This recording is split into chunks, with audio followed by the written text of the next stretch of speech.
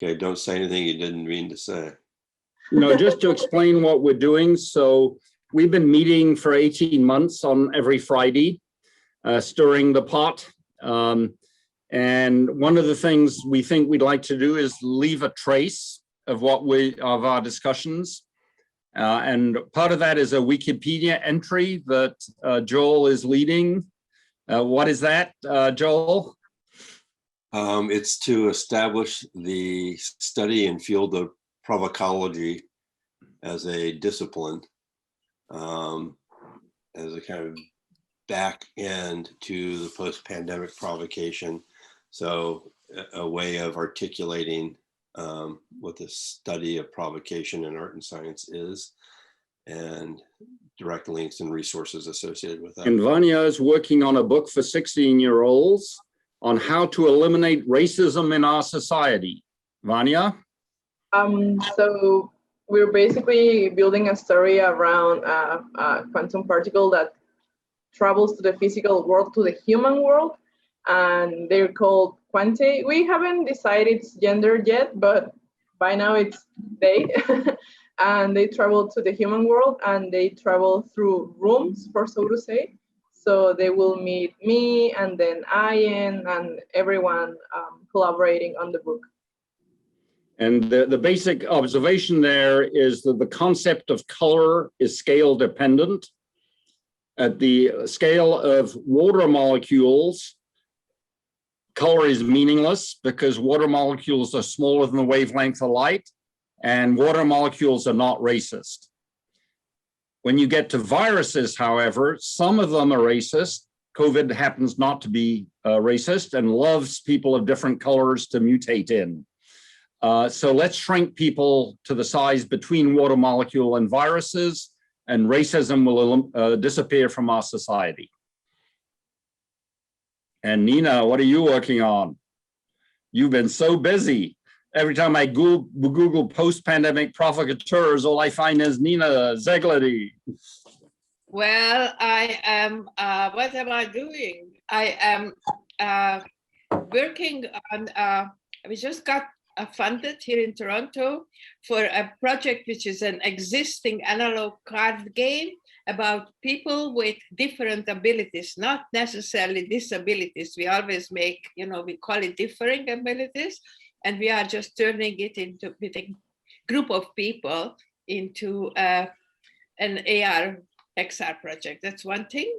And then I am very much active in the FEM. This is Women for Art, Science and Technology group. And we hope to publish a book, but it goes very slow. And it might be with Leonardo, and it might be in Rutherford. And what else do? I write. And I am just going to 2 conferences, one in Australia, but virtually, and the other one is Latin America, which is Balance and Balance, organized originally by Ricardo del Ferra. And now it's part of a conference, which is across Latin America, and it's called Panoramas 21. And there is some others. Okay, so one of the reasons that we wanted to talk to you again, Jonnathon, before you tell us what you've been up to, is we had one of our PPP sessions with 2 wonderful people in Colombia in South America. One is Adriana, what's her last name? I don't know, I never learned it.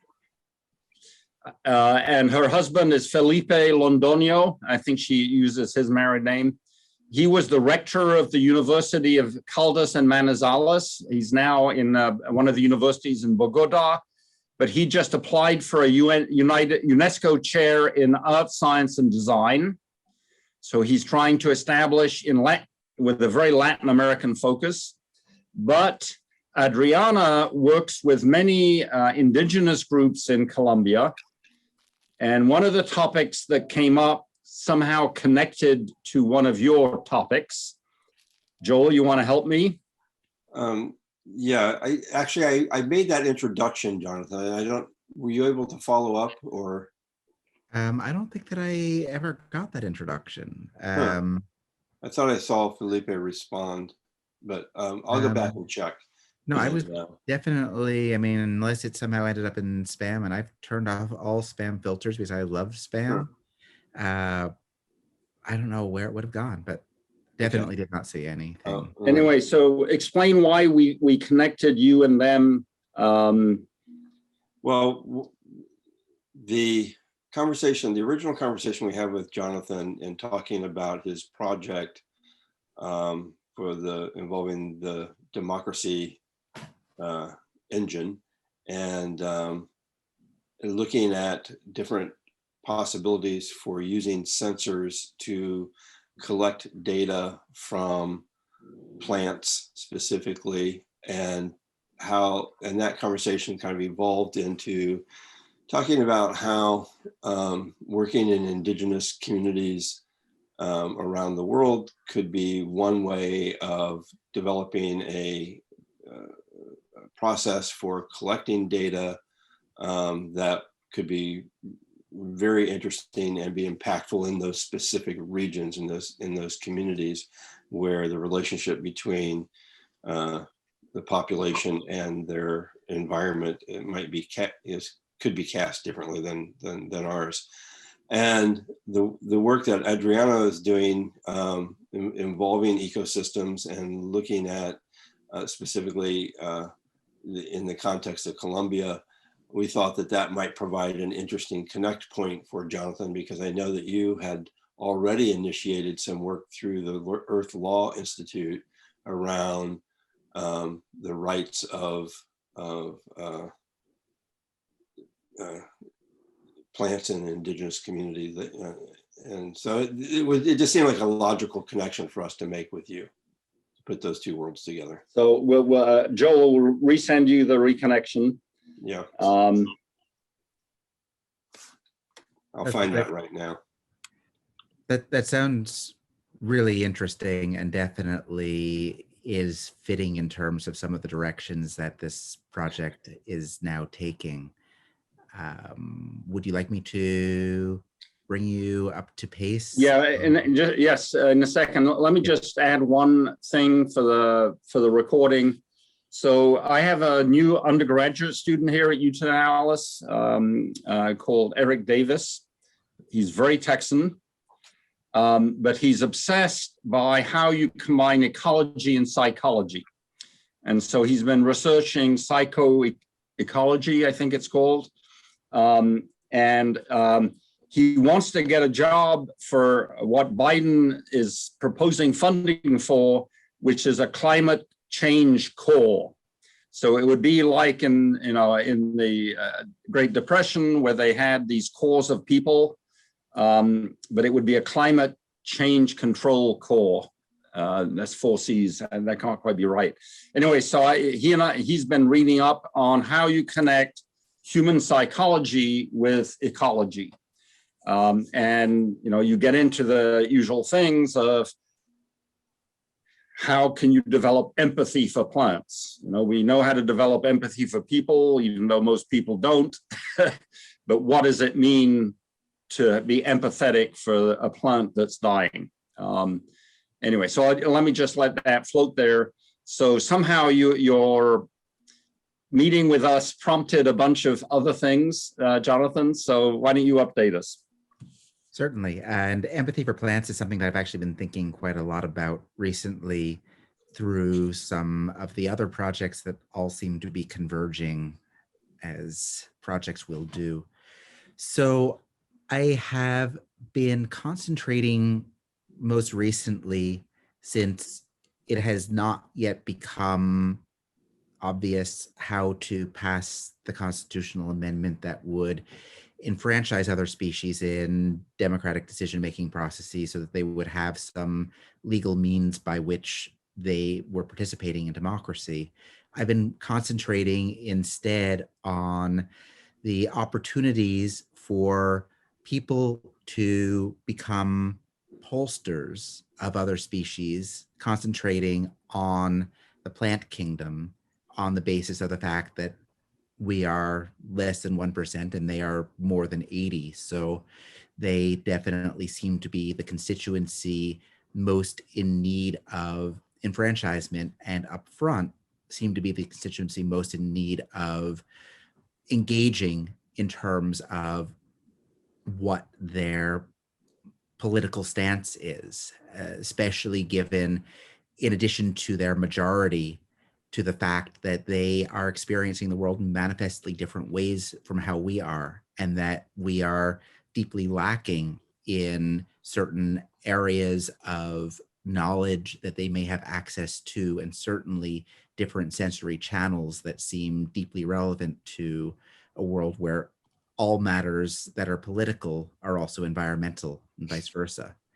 So I had started with a very technologically oriented approach, which is probably as a result of the fact that I started to develop some of these ideas at Arizona State University and was looking very specifically at technologies related to hormone measurement in humans, initially looking at measurement of cortisol in real time as a means by which to potentially have humans within a body politic contributing on the basis of their stress level, whether the system was more or less fit than it had been in the past, where there is the possibility of mutation over time of the law for greater fitness. And then it started looking at animals, and then finally looking at plants and looking at the equivalent hormone, arguably being ethylene.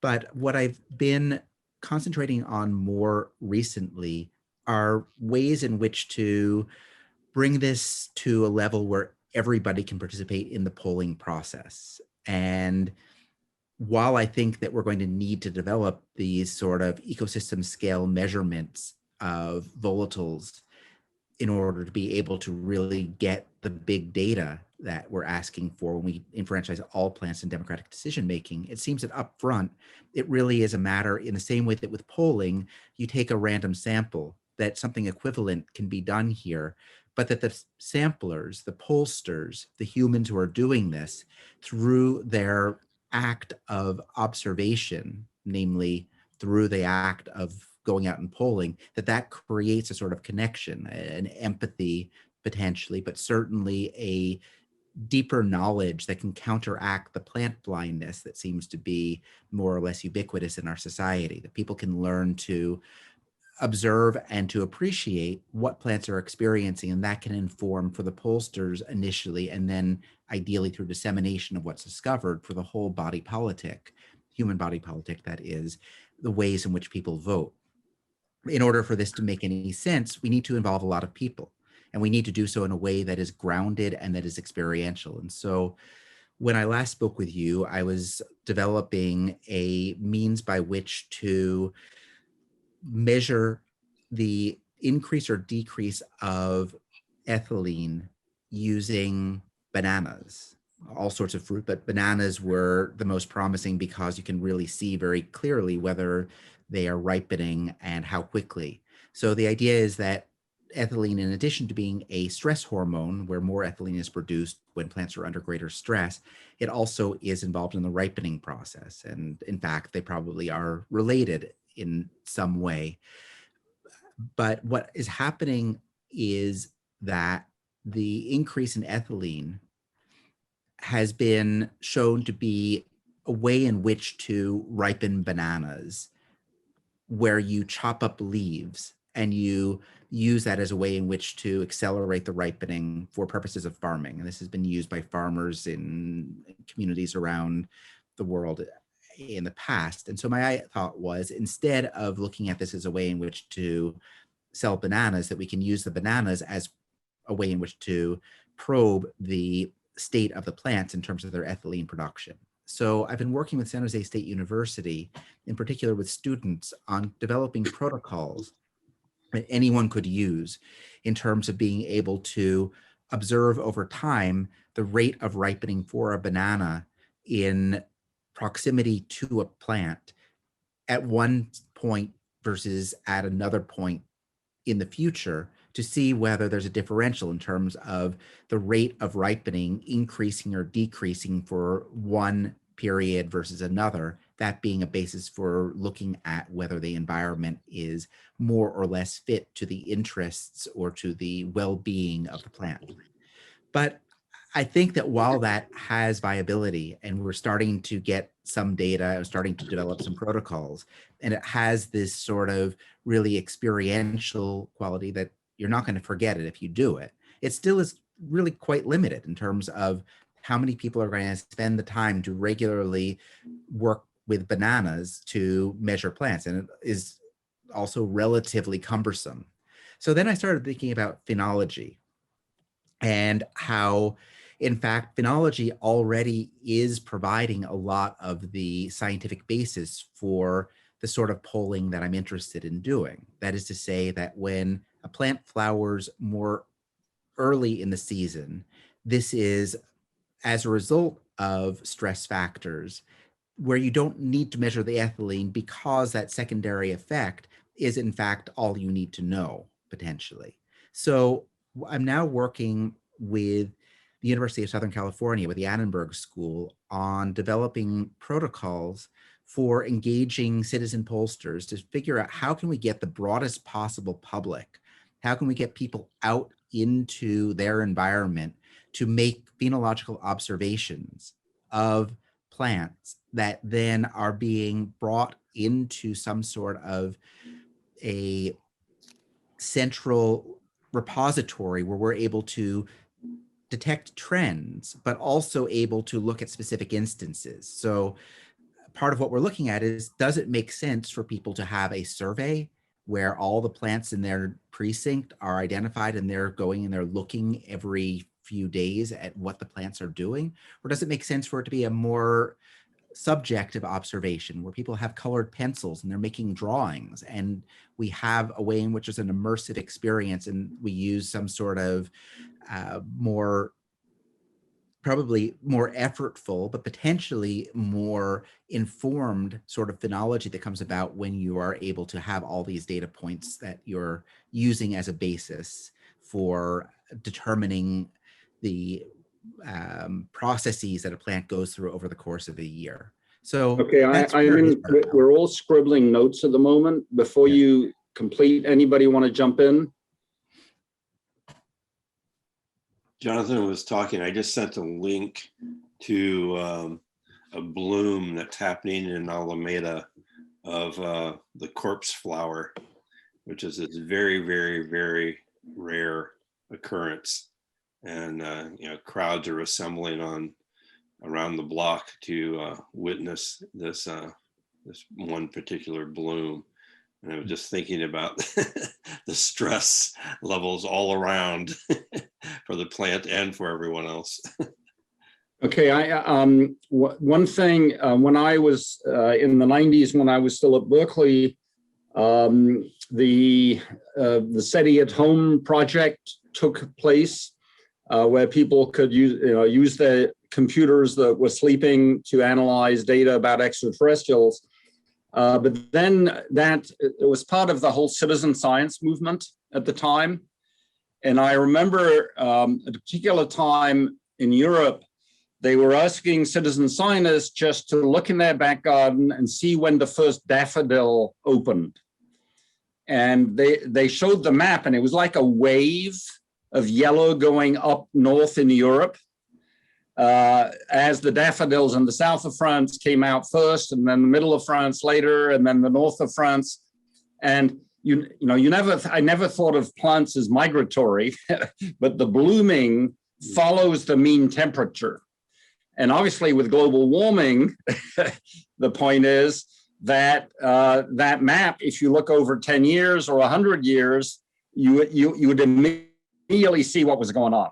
And what was nice about the citizen science thing was all you had to do is look out. If you planted daffodils, fine. If you hadn't, plant some in the winter. And then the minute they opened, the first one opened, you just had to, send a text message or something.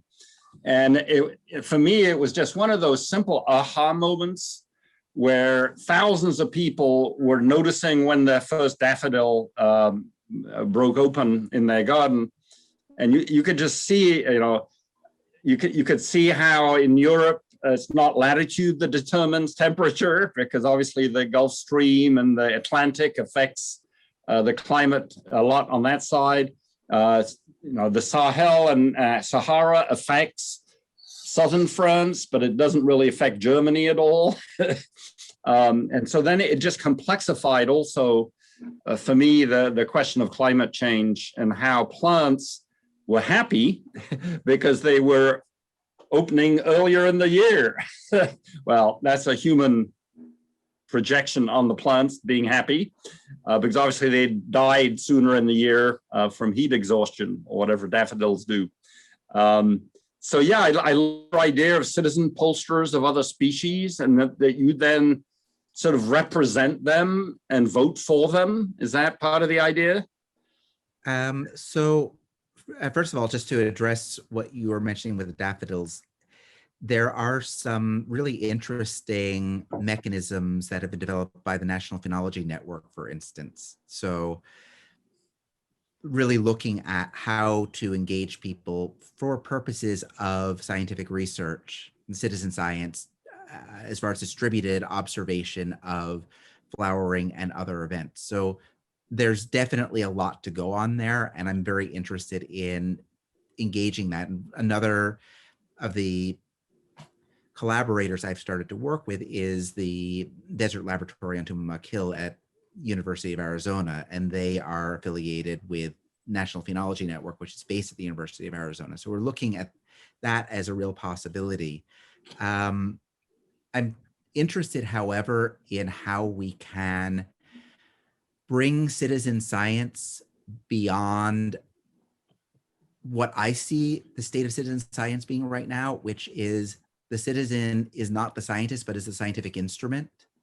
And I think that we really need to think about how to free people from a certain operational role that is typically played in citizen science. And that is important from the standpoint of citizen science being able to generate new science rather than to provide more data for questions that are being asked by the same people. But in this case, in particular, I think it's important because of the agency involved. And that's why I think that having people in a more direct way and also in a more undirected way engaging in observation of these plants results in a deeper relationship that then provides the sensitivity that where people are going to the polls, they are taking into consideration what they have learned in the field.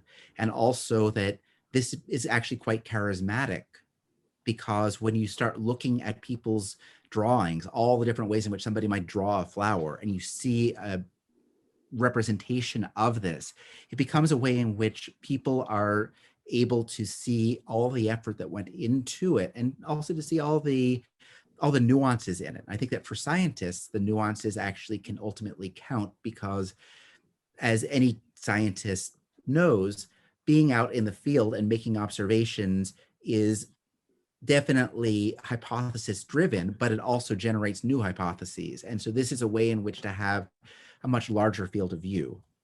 But I think that the real potential is when we have more people getting involved as pollsters simultaneously, where we have more analysis that's taking place that is then allowing at a more provocative polemical level for this polling operation to be able to cross reference political policy changes in relation to what's being seen, where you have a granularity where every neighborhood, but also where you have enough neighborhoods that you have cities, states, nations, that you're able to observe changes in policy in relation to changes in phenology. So you're able to see that sort of phenomenon that you're describing. And related to that, I think that it's very interesting to think about indicator species. I mean, in a sense, that's really what they were doing with daffodils. And we tend to now be having conversations about climate adaptation, and therefore planting species that are more robust to be able to survive whatever sort of troubles come ahead. I think that there might actually be an argument for planting species that are more sensitive to their environment rather than less so, because of that empathy question. And also specifically within the realm of vital democracy, within the realm of this polling, that the most sensitive plants, the indicator species, are some of the best pollsters, as other species as pollsters in this case, that their response to the environment is going to be extremely acute and extremely sensitive and extremely meaningful if we learn to have the right sort of interactions with them, have to have meaningful, in-depth interactions with them. So all of that is really, I think, part of where I am right now in my thinking. Another part of it is the banana differential, for instance. Maybe it makes more sense for that to be undertaken at home. You mentioned SETI at home, bananas at home, and their differential operation, where what we're measuring are house plants. And what that actually is, I believe, is house plants that are monitoring us. I mean, if we're going to be out in the world polling other species, we should also be polled by them. So this is potentially a way, because the plants are responding to us in the home through the things that we do, they probably understand our stress level in some ways better than we do. They probably understand what we're thinking, and more broadly, what our state is, our well-being. They may have better access to it than we do. So can they inform us about ourselves? And that's, I guess, another sort of psychoecology that might be explored. Vanya reminds us that we have a cheap subscription to Zoom, so we're going to have to disappear and then re-enter. Yes. Have you written down some of what you're telling us now? Because the narrative is quite different from when last time we talked to you. I like this concept of plants monitoring us, and I'm going to try and find the work of this Moroccan artist from the southern Morocco, who's done a lot of work studying cacti in southern Morocco that have been traumatized by human warfare. Explosions and fires. And it turns out the cacti that survive are genetically different. So it's kind of a rapid evolution of the cactus due to the warfare in southern Morocco and the West Sahel, the Western Sahara. His grandmother is a sage that knows how cactuses think in the Sahel culture. And so I'm going to try and reach out to him again and put him in touch with you. I'll see if I can find his writing about how cacti that suffer trauma actually can remember it in their genes. So we're talking about epigenetic change, or we're talking about? Yes, it's more like an epigenetic change of, if there are lots of fires and bombs being dropped in the desert, which cacti survive, having been traumatized, will have slightly different genetic structures than others. Anyway, so I'll try and find the article and share it with you. That would be great. Just very while it's on my mind, circling back around to what Joel was talking about earlier and the indigenous engagement. So partly I've been pursuing that already through Earth Law Center and through their many relationships that they have in terms of legally working toward rights for indigenous peoples and rights of nature in consultation with them. I've been particularly interested in the work done by the Karuk tribe in Northern California. They've created one of the most fully developed climate adaptation strategies, but in their report, there's a lot about indicator species that leads me to think that one important aspect of this project going forward is going to be to engage the traditional ecological knowledge of what is how to read the environment, how to read, or literacy in, I guess at some level, the phenology of other species that is absolutely central to indigenous practices and that are largely we're largely oblivious to them. So to me, that's one of the areas where I think there could be a lot of overlap in interests and certainly knowledge sharing that would be extremely valuable to the project. I have two questions to you, Jonathan. One of them is whether you are interested in participating, not necessarily in the US, but in Europe, in conferences, which would, where you can present your views, because they are focused on either environmental issues or green issues, so to say, and have to do a lot. This is one of my questions, because of I work with some of them, and I would be happy to introduce you to some of them, but only if you are in. I would be very interested in that. And so another area of discussion right now on this project is another collaborator is Ca' Foscari University in Venice. And so we're looking at the opportunity potentially to bring this to the Venice Biennale.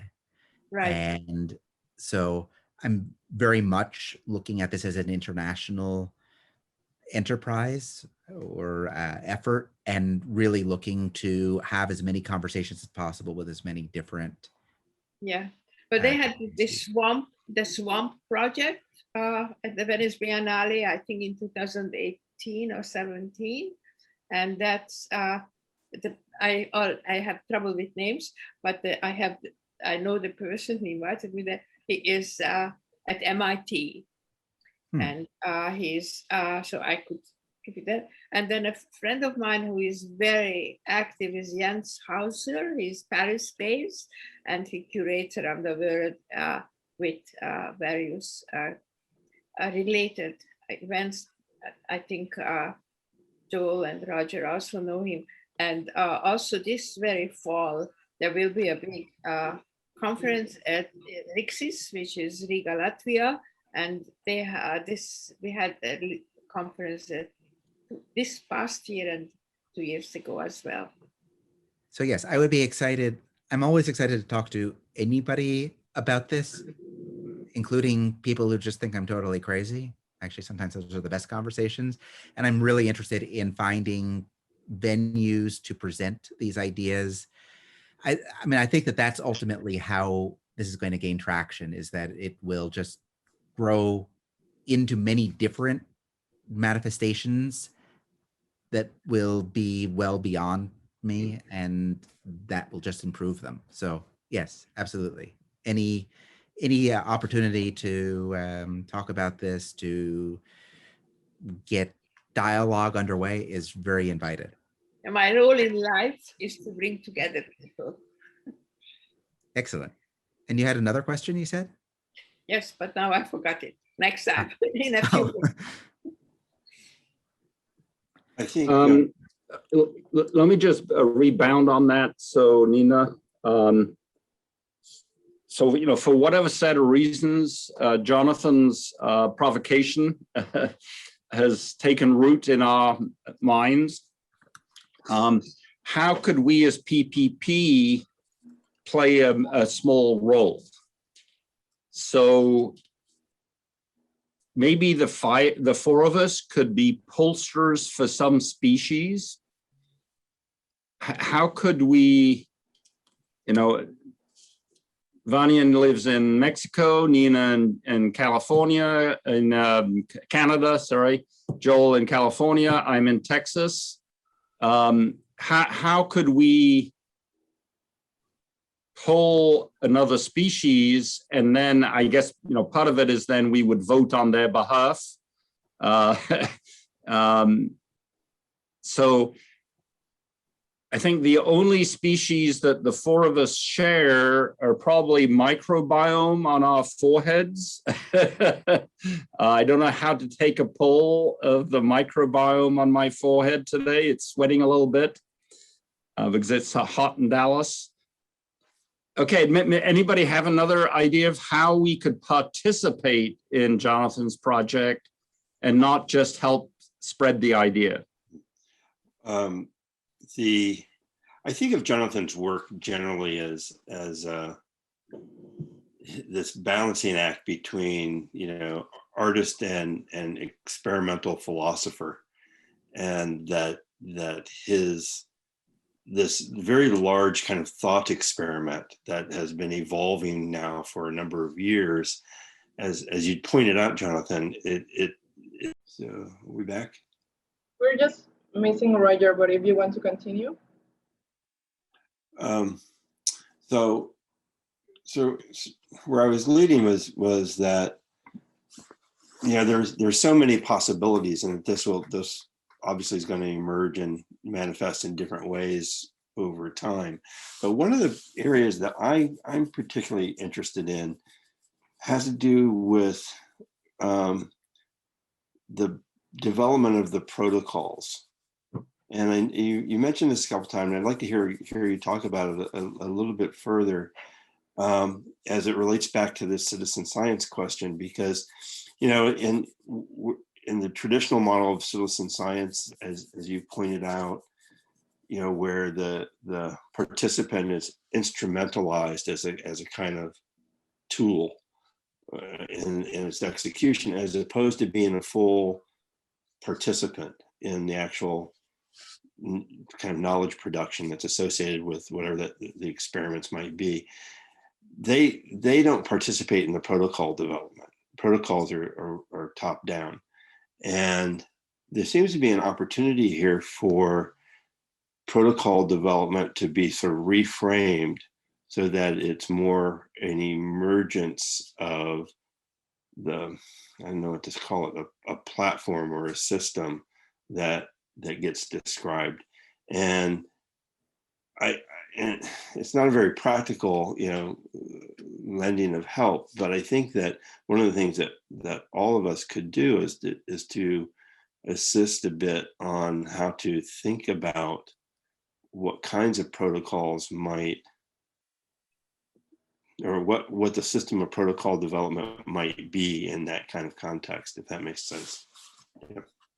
I really like that. I mean, I think that to develop a protocol for protocol development Right. seems like the ultimate provocation in a way that this could be a great test case for doing that.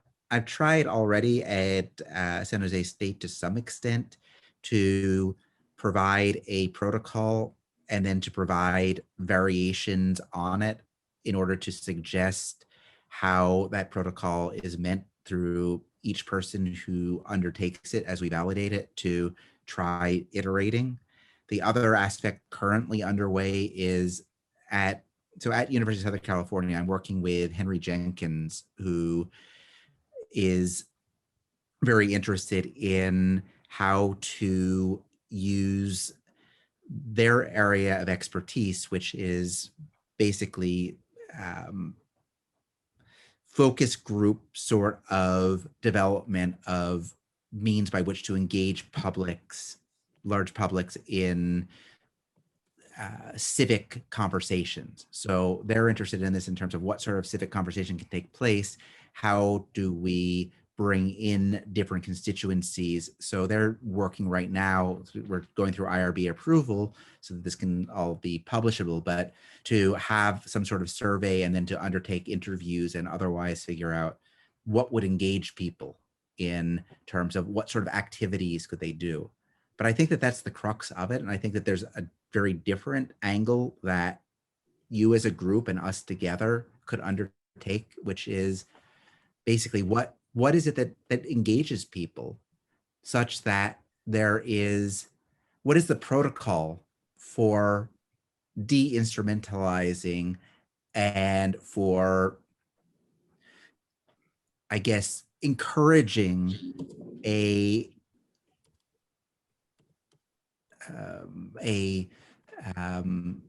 observation and visualization or other form of recording of environment by as broad a public as possible, such that that can be looked at in aggregate, but where each person has that sense of agency, because that sense of agency is also, of course, very much related to democracy and to the sense of agency that people need to have in terms of what they observe, what they experience being important and being something that they need to access in terms of how they behave at the polls and what they ask for, not just ask for, what they demand. Okay, so I'm going to insist that after we have the meeting with Jonathan, the four of us figure out how we could be citizen pollsters of other species. One silly idea I had is that in each meeting we would show a living thing that we have in our office. And the only living thing in my office that I can see is an apple. And the rest of them don't. And that gets into a slightly different thing. But when we reopened our lab on campus a couple of weeks ago, and the first thing I did is bought some plants in the lab. And what had happened is all the plants in the building had died because during a year, nobody watered them. So we put all these potted plants in offices and meeting rooms in the building, and they all died. So I left the dead ones in the lab, but then I brought in some living ones. And just like my daffodil anecdote, I remember my mother, when I was 6 or 7, she'd make me plant things in the garden, daffodils and tulips and things. And then when they came out, I had planted them, so I got to cut them down and bring them indoors. And I don't know if that was empathetic or not, because killing a flower just to make it decoration indoors, or in this case, an apple that I'm going to eat later today. But seriously, how could we be citizen pollsters of other species? And so let's let that float. One thing I would love is just to see how, given that prompt, to say for each one of you, choose a plant in your midst that is what you will then observe, and don't talk it through with each other beforehand. Go ahead and make the observations. Figure out what means you want to do so in terms of how you want to record these observations. And then let's share the observations, and let's see kind of how you're tracking and what you're tracking. And I think that what we'll end up with is a kind of typology of different approaches to phenology that we can then look at how effective they are, both in terms of being able to determine what the plant is experiencing, and also in terms of the degree to which this is communicating to others in the group what is being experienced by each one of you on the ground. Okay, I like that. So this would be, each one of us would pull something about plants where each of us live without talking to each other. And if we happen to pick the same plant, that's by accident, not by organization. Immediately what I thought of is there was another tornado in Dallas recently, and I survived one tornado hiding in the women's bathroom in a restaurant.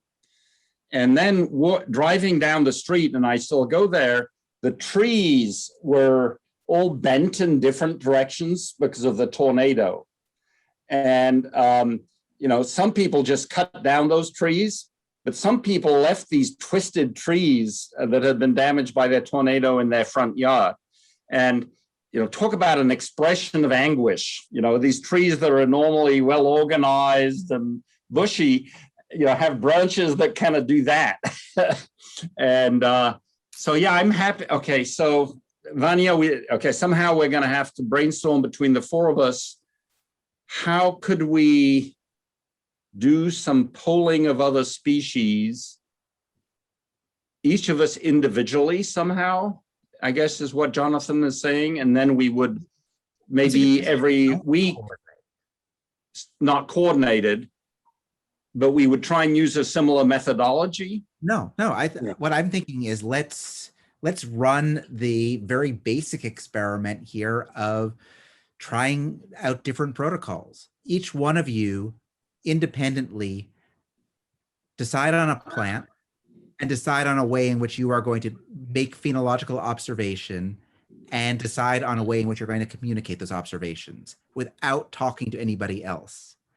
Do it for a month, and then let's see what you have. And then that's the point at which to start saying, well, I like what that person is doing. I'm going to take a little bit of that. And I like what this person is doing. I'm going to take a little bit of this. And I think that this process over the course of a year or more will result in some really rich ideas about how to observe and also how to depict, which are two of the key factors. And I'll throw one more thing out there, which is another aspect of this that I'm really interested in exploring. I think that you would have great ideas that I would be very grateful for. I think that we also need to think about not only how humans are the beneficiaries of this polling data, but also how other species are. So how do these results get disseminated back to the plant kingdom? And I think that there are ways in which to do this, which might involve the production of phytohormones in response to what is, so aggregating data from an entire environment and then being able to provide an averaging to each organism in that environment such that that organism is able to prepare for what lies ahead in a sort of predictive way by having this sort of massive sensory apparatus. And I'm looking more generally at Okay, what so are you just gave me another idea. Nina's scowling at me. It's funny how you can't look people in the eye online. But the other thing that came to mind is this year we had a snowstorm for 1 week in Dallas. And I know a place that has 7 palm trees. 6 of them survived the snowstorm and 1 of them just died completely. And, so I guess plants have individuality also. Mm-hmm. All plants don't behave the same way, like all humans don't behave the same way. And, I could go around Dallas looking for plants that died during the snowstorm. Anyway, so I now have 2 ideas of how. Now, the part of the problem is how we each spend no more than 5 or 10 minutes polling other species in our local neighborhood, get it to Vanya, and then we look at it your suggestion, we don't look at it for a month. And then we look at what each of us did, and we can say, oh, we like your method, we don't like your method. I've got so much to do, and Joel and I are trying to write an article for Sean Cubitt, which hopefully this weekend is going to be the weekend. But how do we do micro polling? Because part of the challenging of polling is that it takes time, and you have to analyze the data. Blah, blah, blah. So how could we do? Okay, I'm on board. I don't know whether anybody else in PPP is willing to. One of these or equivalent of it. And that's your tablet, and keep it in your pocket. And whenever you happen to pass that plant that is in your yard or next to your office, someplace that you go on a regular basis, pause for 10, 15 seconds, and whatever means you want to, just what do you observe? And so you're basically taking a few breaths and you're making some sort of notation. And then a month of doing this, then reconvening and saying, look, here's what I've been doing. Okay, so one of the things I do is I get cabin fever here in Dallas, like a lot of Texans, and in the evening I drive to find the sunset. And, I just turn off my phone and just go driving until I find the sunset. And yes, I'm glad to say I confirm the sunsets. But that takes me to such different parts of Dallas every time. So would photographing plants I notice as I do this, then it would take me literally stop the car, take a photo, 3 minutes, to my cell phone, here's the GPS address of this plant. Because then, then it would be, rather than studying the same plant repeatedly, it would be, I'm driving around Dallas every other evening until sunset, is at 9 o'clock this evening, I think. And, I normally take pictures of the sky and wildlife. I do occasionally take pictures of trees that are in strange shapes, but how could I do something that was polling of other species? What are they thinking? What are they happy about? What are they unhappy about? We just had floods 3 days ago, so I think there are a lot of happy plants in Dallas.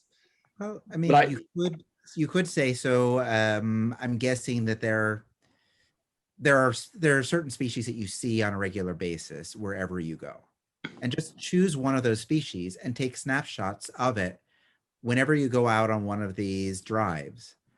Wherever you see one of the plants, take a photograph of it and note the location of it. And okay, so one of the other things, I'm working with an MFA student. She's doing an AR VR visualization of one of our parking lots where the university is going to build a new building, and she's going to visualize the new building. But now she's trying to figure out who lived on that parking lot 500 years ago before the colonial people arrived. And we've found out which Native American groups lived in this on the location of this parking lot. So then you get into native plants and invasive. What is the other term? So I would probably try and figure out a native plant, and it's difficult to find out what a native plant is in Texas, because agriculture has basically reseeded every square inch of the state. There are no, old growth forests in Texas. I know, Nina. Yes, Is this well, I go every day to a ravine nearby. I mean, it's very close to me. And this is a place which has paths and totally wooded. And luckily, people don't go there much. I don't know why, but they don't.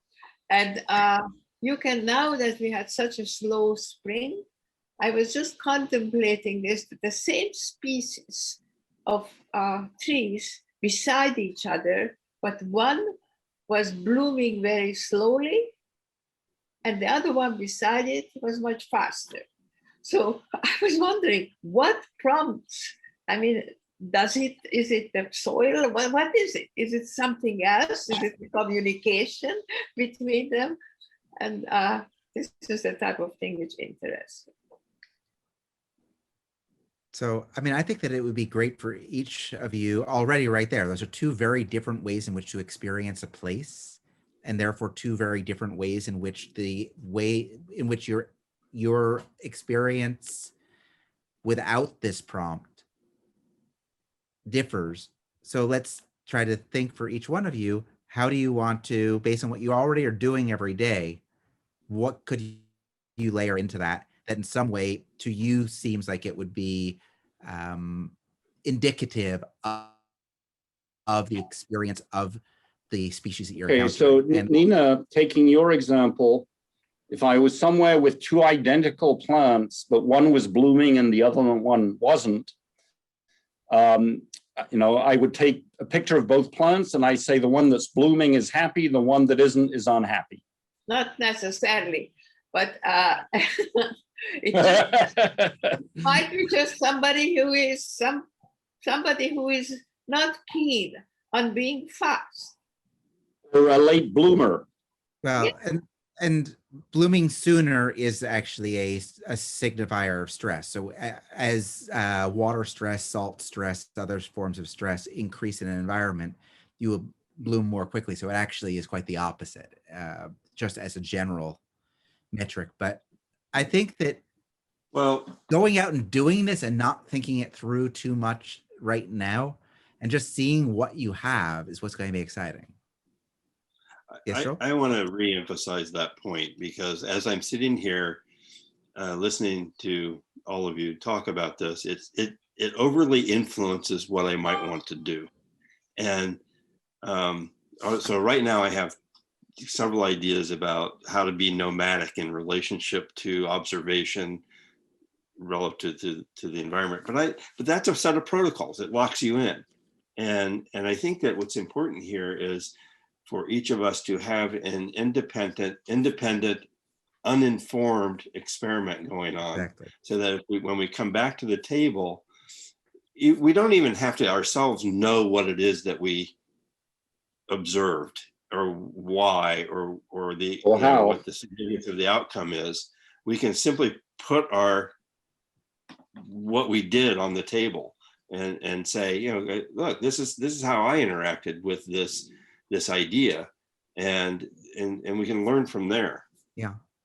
I have to confess that I don't take pictures when I'm walking. I don't have a phone on me. I just look. For me, that is the important part of the whole thing, just to look and let myself go. Well, again, I mean, don't tell us this now. So I'm just saying because Roger said I should take pictures. I'm No. not. That's not what I said. So yeah, okay. So do we have Vanya? Are you willing to play the game for a few weeks? Yeah, I'm already thinking of what I want to do. Okay. Well, don't tell us. No, but I was about to say that my experiment is going to be influenced by the drought going on Mexico right now. So it's probably going to be interesting. great. The one thing that I would add to this, though, at least from our group, is that we're not just playing along. That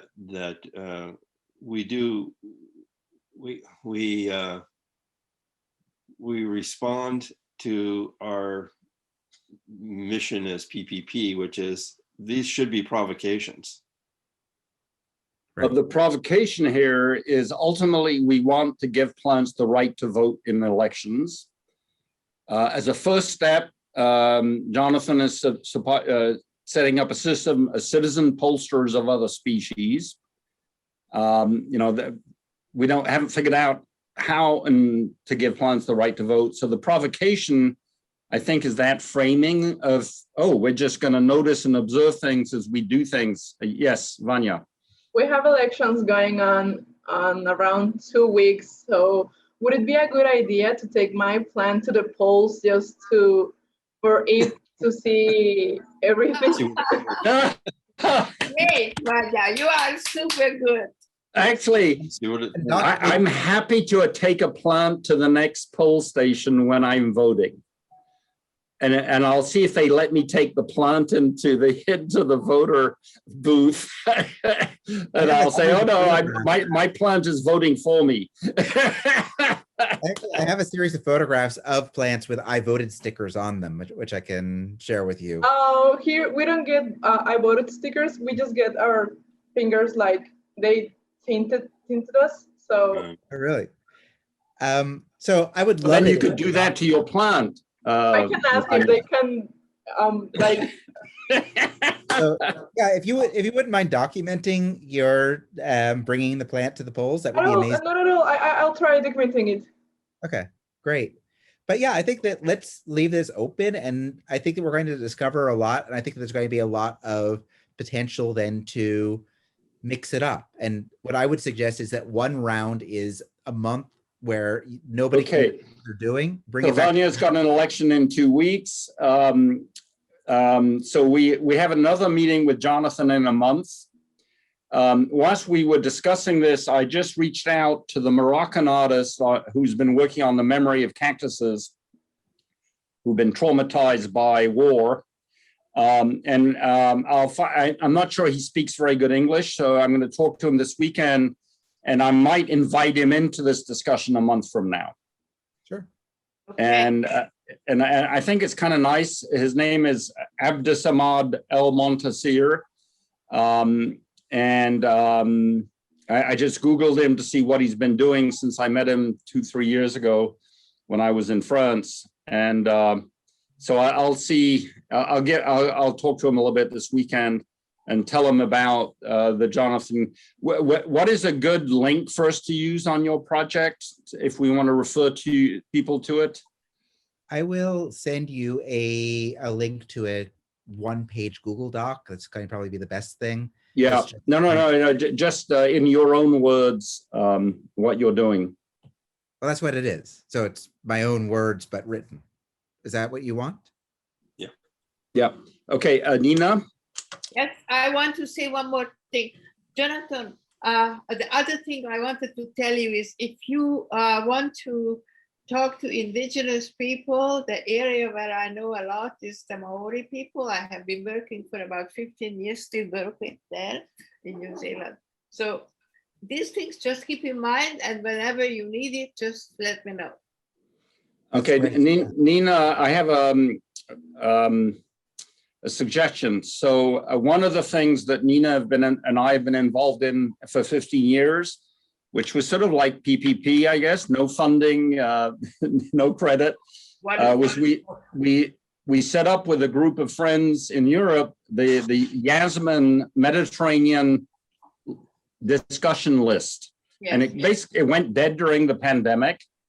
But I think this idea of citizen polling of other species, I just checked, there are about 900 people on this list. They're all interested in bringing, the different disciplines together on difficult problems.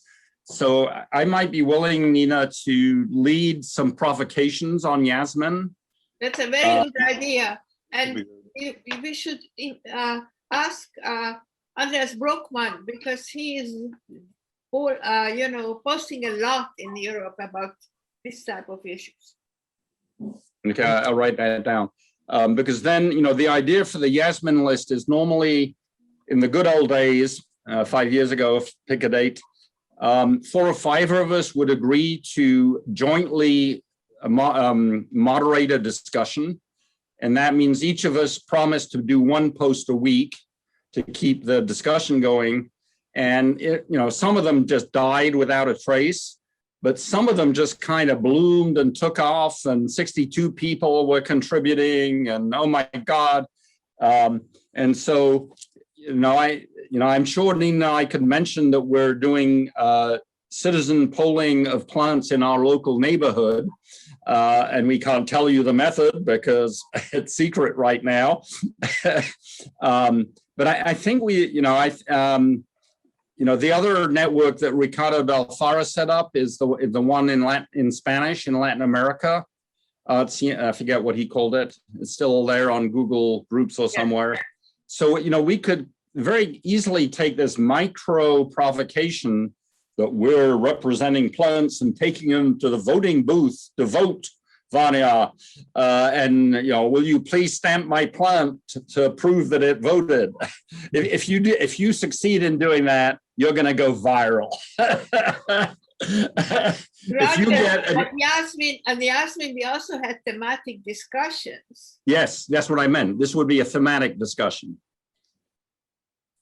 Yeah, that'd be great. Okay, so Nina and I will send you information how to subscribe to the discussion list. It's moderated, and so the amazing thing is we've never had hacking, spam, phishing emails in the list, but it takes a human being to read it and click yes or no. And for every yes, I do 10 no's because it's just spam or worse. I know you love spam, Jonnathon, so I apologize, but I ate too much spam in England as a kid, and I hate it. I think we just stumbled onto a really nice micro provocation where each one of the 4 of us is going to poll local plants using any method we want. And then a month from now, we'll meet again with Jonnathon, share our data, and see what happens.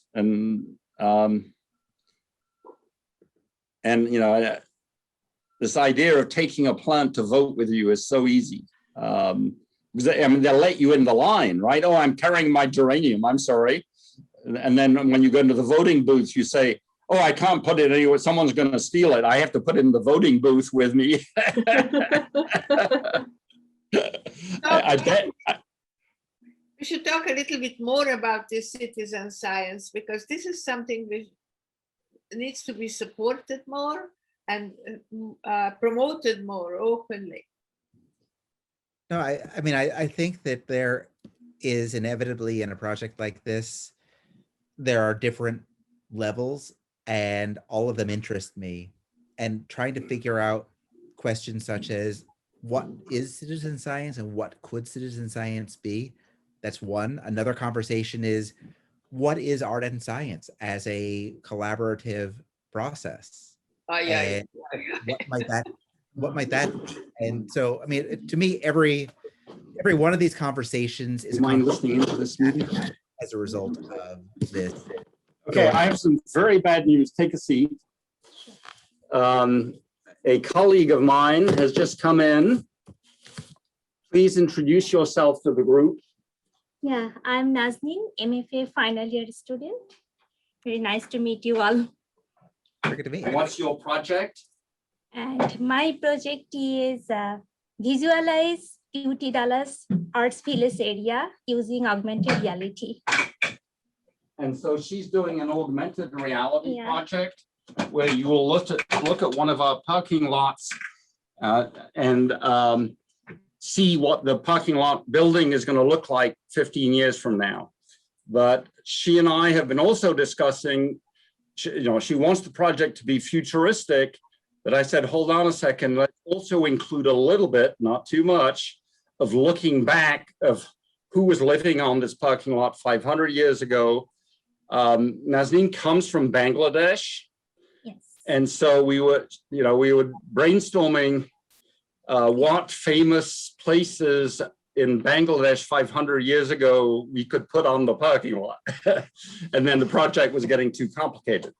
So this is a group of colleagues.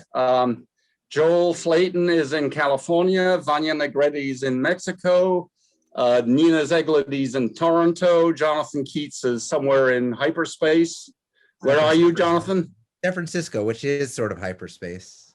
And what we're discussing is how to give plants the right to vote in elections. So please, you Including just yours. walk into this room, show them what you have, put it in front of the camera. Yes. Okay, so why did you come with a plant? I love plant, and this is my country's culture that when you meet someone else, think something a little bit flower or something else. So this is my culture actually. This is so in Bangladesh, I'm people from Bangladesh. Yeah. people give each other plants, Not plant, any kind of flowering thing. flower or plant. Okay, so Vanya has maintain just my culture. Vanya is voting in 2 weeks in Mexico, and she's going to take a plant with her to vote. Oh, great. And you close the curtain, nobody knows what you're doing, and the plant will be typing the vote and not Vanya. What does the plant want your parking lot to look like? Probably not like a parking lot. Probably not. Well, we're trying to get the architect's drawings right now of the buildings they're going to put in this space. We've now discovered who the Native Americans were who lived here 500 years ago. I forget the name. Wachita? Wachita. Wachita. The Wachita Indians. And then, we got into a little bit of discussion. Cherokee. Yeah, Cherokees too. Which plants lived here 500 years ago before the Europeans brought all the invasive species. And so anyway, Nazneen is a little bit concerned that her project keeps getting bigger and bigger and bigger, but I'm sure I'll get her to pull her plant. Well, I think that whatever you learn about what plants are native, I think that that's going to be really useful as well and really interesting. And I think that questioning what we mean by native is, of course, also inherently part of what we need to Very consider. subjective. Just as a Go ahead, Nina. Sorry? fun fact, Christmas plants, the red ones, are originally from Mexico, but someone took them to the US, and here they are Nochebuenas. And we also have invasive plants on most of Mexico, which are jacarandas, but are similar to sakuras. And as someone from Japan wanted to give us sakuras, but sakuras couldn't grow in Mexico, they gifted us jacarandas. So now we have this kind of lilac flower things all around Mexico. Are not all plants invasive? I mean, are not all plants parasitic? No, but that gets into Nina's thing about what do we mean by indigenous, right? Exactly. Yeah, Right. And native plants, you know, it's But confusing to me. in New Zealand, there is a whole legit big movement about trying to replant the original plants before the settlers came in. I met this researcher in France, and I knew her quite well, and she was studying the history of forests in Europe over the last 5,000 years. And, you know, Jonathan's comment is correct. You know, there's been human migration from Africa to Europe for 100,000 years, pick a number. And so a lot of the plants that are, quote, native in Europe actually came on, you know, in backpacks of people traveling from Africa. And so that the very idea of a native plant certainly was meaningless, she claimed, for European forests. And plant spores move about through the atmosphere, through, you know, clouds and wind, and, you know, I mean, through it's. No, but when you do not massive planting of eucalyptus in California, that's different, right? So that, you know, they planted 100,000 eucalyptus in California at once, and then they all, intentional invasion is different. yeah, they all burned down in the fires first. But also, Because- I think what is natural? There were another- studies, scientific studies in Finland and by the Russian border too, that how plants have been moving north or south, depending on because of climate change. And the Harrisons, so of it goes to course. Walter's earlier point about migration and plant migration. Yes. You know, it's part of the natural scheme of things. Yes. And also, And as is another provocation that needs to come into this. I mean, this way in which we tend to think that there's a certain stage at which that was what it was. This Right. book recommendation here, if you haven't read Stephen Pine's book, Fire, No. he's written many books that are, I mean, he's probably the foremost scholar on this, but this book is in several hundred pages, a really beautiful summation of fire through time and the relationship of humans with fire in relation to their lived environment. Yeah, interesting. Well, there'll be no fire on in Nazanin's project because it's right now it's a parking lot, so there are cigarette butts. I guess that's the only fire, or marijuana butts, or whatever they're smoking in the parking lots. And once the buildings are there, there'll be no fires. Okay, I have to leave to have my meeting here. I think we have a micro project that's doable where each one of us does some local polling of plants in our own neighborhood. Yes, or wherever you go, meaning if you want to do it on your excursions to find the sunset, whatever you want. And Everybody- Nina keeps going to the same canyon. And so that's a very different method of, maybe looking at the same place repeatedly. I may never look at the same place twice. Yeah, so let's see what we come up with in a month. But it doesn't look different, doesn't look the same every day. It looks different every day. I think I'm going to go to the plant store. Excellent. No, but the beginning of the discussion, as Jonathan has been working on this project for all his life, I think, in various ways. It's sort of interesting how you've been poking, and I'm not sure what the relevance. We started discussing the empathy for plants. What is your plant feeling? Is it? Sorry? We have like 30 seconds left. Okay, well, bye. If you should I was continue. getting you, okay. Shall we come back and just say good, final last thing? That, oh, here they are. All right, there we go.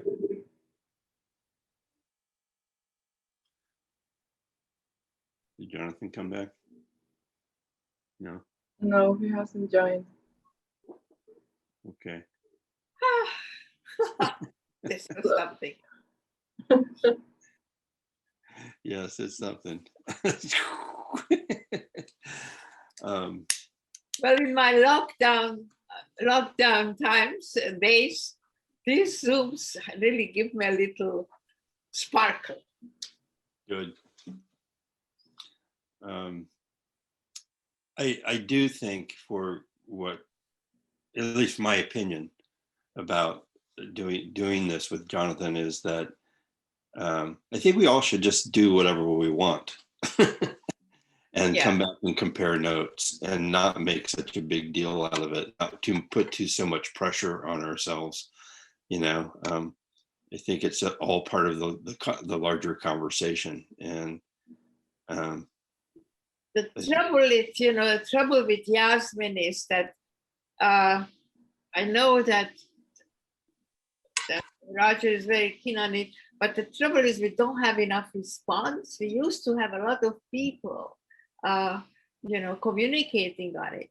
And now whenever something is thrown in, there's very little response on it because people just moved on.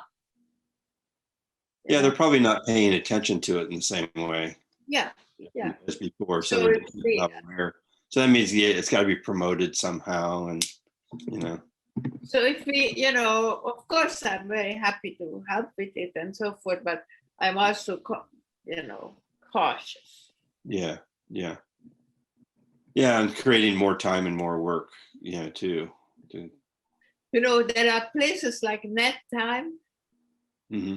Even today, if somebody throws in a big political issue, then there is quite a lot of response from the same old guys From mostly. the same old guys, yeah. Same old guys and Molly Hankovich. That is true.